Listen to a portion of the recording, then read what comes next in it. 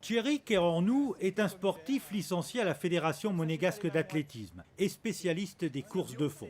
Ce mercredi matin, il s'était lancé du parvis du stade Louis II pour une première, courir dans les rues de la Principauté et à travers la métropole Nice-Côte d'Azur, dans le cadre d'une campagne de médiatisation et de récolte de fonds au profit de la recherche pour lutter contre la fibromyalgie. Thierry va parcourir au total 500 km en 13 étapes. Rien n'est une formalité, on ne sait jamais, il peut y avoir un petit accident, quoi que ce soit, on ne sait pas du tout.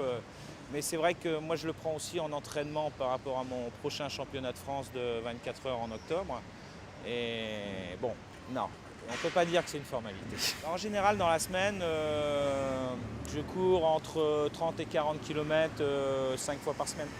Donc c'est vrai, vous allez me dire oui, finalement c'est un petit peu une formalité, mais bon, on ne sait jamais.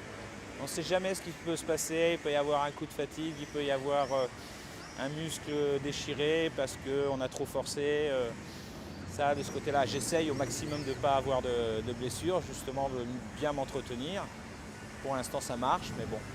En Europe, 23 millions de personnes sont touchées par la fibromyalgie. En France, ils sont plus de 3 millions, principalement des enfants.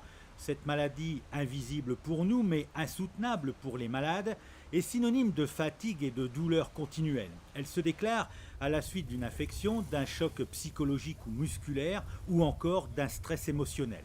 Susanna est atteinte de cette maladie depuis plusieurs années, après un accident de travail. Alors au quotidien, elle se traduit par des douleurs permanentes, 24 heures sur 24. En général, comme je dis, de la racine des cheveux jusqu'à la plante des pieds, pour faire simple. Que ce soit au niveau des articulations, au niveau des muscles.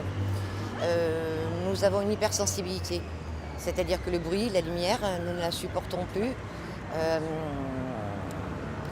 Nous allons percevoir les choses d'une manière un petit peu plus intensive, peut-être que quelqu'un qui n'est pas atteint par la fibromyalgie. On ne sait jamais en fait le matin comment est-ce qu'on va se lever. Une fibromyalgique en général se lève le matin avec l'impression qu'elle a été percutée par un semi-remorque.